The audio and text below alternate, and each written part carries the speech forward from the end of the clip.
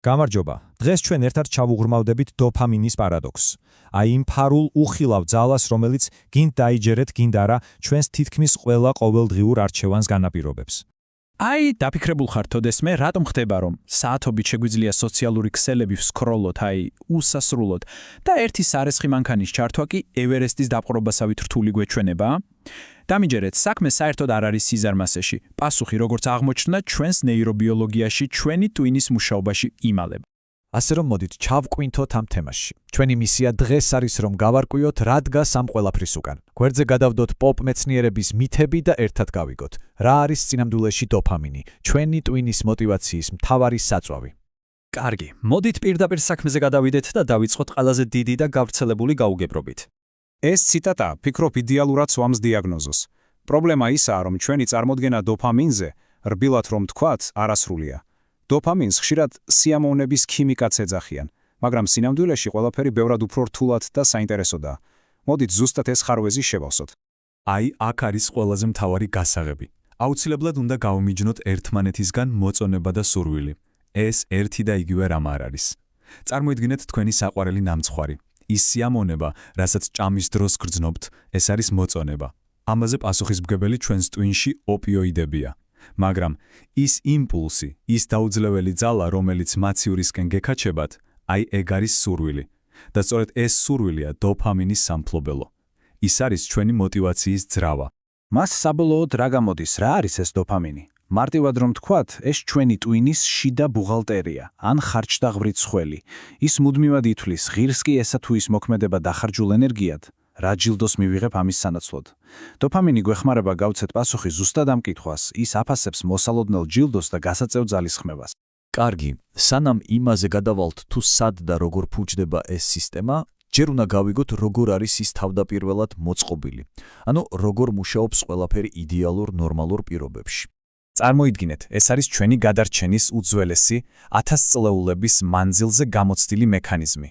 როდესაც რამე სასარგებლოს ვაკეთებთ ჩვენი გადარჩენისთვის, მაგალითად, ვჭამთ გემრიელ და ნოყიერ საკვებს, ჩვენი ტვინი გამოყოფს დოფამინს და თითქოს გვეუბნება: "ჰეი, ეს ძალიან კარგი იყო, დაიმახსოვრეს, შეგრძნება და მომავალშიც გააკეთე."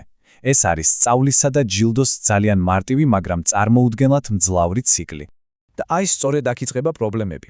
ეს ჩვენი უძველესი სისტემა, რომელიც პირობითად რომ თქვათ, შეიქმნა გემრიელი ვაშლისთვის ან წარმატებული ნადირობისთვის, დღეს ეჯახება სოციალურ ქსელებს, ონლაინ თამაშებს და ულტრადამუშავებულ საკვებს. ბუნებრივი ჯილდოები დოფამინის ზომიერ კონტროლირებად გამოყოფას იწვევს. აი ხელოვნური სტიმულები კი ფაქტობრივად იტაცებენ ამ სისტემას და იწვევენ დოფამინის ისეთ არანორმალურ გიგანტურ ტალღებს, რისთვისაც ჩვენი ტვინი უბრალოდ არ არის შექმნილი. და აი ამ გატაცების შედეგს ამ მდგომარეობას მედიცინაში კონკრეტული სახელიც კი აქვს. ამას ჯილდოს დეფიციტის სინდრომი ჰქვია. რას ნიშნავს ეს? მარტივ ენაზე რომ თქვათ, ამ დროს თქვენს ტვინს უჭირს ხმაყოფილების და სიამოვნების მიღება ჩვეულებრივი ყოველდღიური რამეებისგან. აი მაგალითად დასრულებული საქმისგან. ამიტომ ის გამუდმებით ეძებს რაღაც უფრო და უფრო ძლიერ სტიმულს, რაღაც ექსტრემალურს, უბრალოდ იმისთვის რომ თავი ნორმალურად, საბაზისო დონეზე მაინც იგრძნოს. და აი აქ შემოდის ძალიან საინტერესო მეტაფორა. მკვლევრები ამ სინდრომს ქცევით 8 თეხას ადარებენ და ეს მართლაც გენიალური შედარებაა. იმიტომ რომ ის იდეალურად გვიჩვენებს როგორ შეიძლება ერთი ცენტრალური პრობლემა, ტვინში დოფამინის დისბალანსი, უამრავი სხვადასხვა საცეცით, ანუ სხვადასხვა პრობლემური ქცევით გამოვლინდეს. და რა არის ამ ბრაფეხას საცეცები? შეხედეთ, ეს შეიძლება იყოს ალკოჰოლსა და ნარკოტიკებზე დამოკიდებულება, უკონტროლო ჭამა და სიმსუქნე, პათოლოგიური გემბლინგი, ADHD-იც კი, ანუ ყურადღების კონცენტრაციის პრობლემები, კომპულსიური შოპინგი, ინტერნეტ თამაშებზე მიჯაჭვულობა. ეს ყველაფერი ერთი შეხედვით განსხვავებული პრობლემები შეიძლება სინამდვილეში ერთი და იგივე ძირეული პრობლემის, დოფამინის სისტემის დისფუნქციის, სხვადასხვაგვარი გამოვლენა იყოს. კარგი, გასაგებია რომ სისტემა მწყობრიდანაა გამოსული, მაგრამ როგორ გამოვასწოროთ და საერთოდ რა არის მთავარი მიზეზი? აი, სწორედ აქ იწყება ძალიან დიდი და საინტერესო სამეცნიერო დებატები. აქ მეცნიერები ფაქტობრივად ორ ბანაკად არიან გაყოფილები. ეს ცოტათი ქათმისა და კვერცხის დილემას გავს. პირველ ბანაკი ამბობს, რომ მთავარი პრობლემა გადატვირთვაა, ანუ ჩვენი თანამედროვე სამყარო იმდენი ხელოვნური სტიმულით გბომბავს, რომ ჩვენი ჯილდოს სისტემა უბრალოდ ვეღარ უძლებს და იწვება, რაც შემდეგ დოფამინის დაბალ დონეში, ანუ ჩავარდნაში გადადის. მეორე ბანაკი კი ამტკიცებს, რომ პრობლემა თავიდანვე საბაზისო დონეშია, ანუ ზოგიერთი ადამიანი უბრალოდ გენეტიკურად იბადება დოფამინის დაბალი ფუნქციით და ამიტომ მთელი ცხოვრება ეძებს უფრო და უფრო ძლიერ სტიმულებს, რომ როგორმე ეს დეფიციტი შეივსოს და თავი ნორმალურად იგრძნოს. და რა თქმა უნდა, ამ ორი განსხვავებული დიაგნოზი და მკურნალობის ორი რადიკალურად განსხვავებული სტრატეგიაც გამომდინარეობს. გადატვირთვის თეორიის მომხრეები ამბობენ, მოდი დავბლოკოთ ეს სახიფათო არანორმალური პიკები, ანუ გამოვიყენოთ ბლოკერები. მეორე მხარედი პასუხობს, არა, ეს ხანძრის ჩაქრობას გავს, მაგრამ სახლი მაინც დამწვარი რჩება. ჩვენი ამოცანაა ავწიოთ დაბალი საბაზისო დონე აქტივატორებით, რომ სისტემამ ისევ ისწავლოს ბუნებრივი ჯილდოებისგან სიამოვნების მიღება. მაშ საბოლოოდ ვინ არის მართალი ამ კამათში? სიმართლე როგორც ხშირად ხდება ხოლმე, სადღაც შუაშია. თანამედროვე მეცნიერება სულ უფრო მეტად იხრება იმ აზრისკენ, რომ ორივე მიდგომაშია სიმართლის მარცვალი. მოდით ახლა ვნახოთ, რას ნიშნავს ეს ყველაფერი პრაქტიკულად თითოეული ჩვენგანისთვის. გამოდის, რომ ყველაზე ეფექტური კლინიკური მიდგომა ორეტაპიანია. ეს იგივეა, რაც პირველადი დახმარება. ჯერ სისხლდენას აჩერებ, მერე კი ჭრილობის მოშუშებაზე ზრუნავ. ანუ, მოკლევადი ამ პერსპექტივაში, კრიზისულ სიტუაციაში შეიძლება საჭირო გახდეს პიკების დაბლოკვა, მაგრამ მთავარი, გრძელვადიანი მიზანი, მაინც სისტემის საბაზისო ჯანსაღი დონის აღდგენა და მისი გაძლიერება.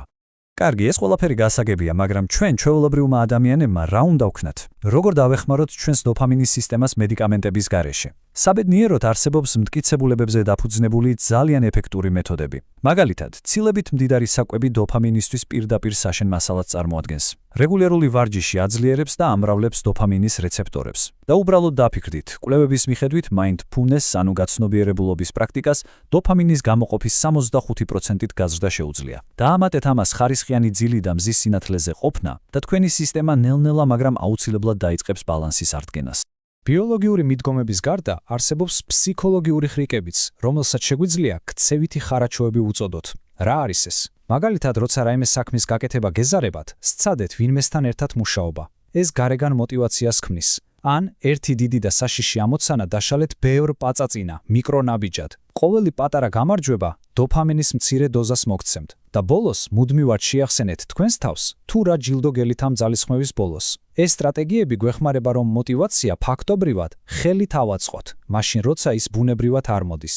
და ბოლოს, მინდა რომ მთავარი იდეა კიდევ ერთხელ გავიმეოროთ. დამოკიდებულება ან თუნდაც ის, რასაც ჩვენ ზოგჯერ სიზარმაცეს ვეძახით, ეს არის მორალური სისუსტე, ან უხასიათობა. ეს არის ნეირობიოლოგიური შედეგი. ეს არის ჩვენი უძველესი გადარჩენაზე ორიენტირებული ტვინის ბრძოლა აბსოლუტურად არაბუნებრივ, ზემასტიმულირებელ თანამედროვე სამყაროსთან.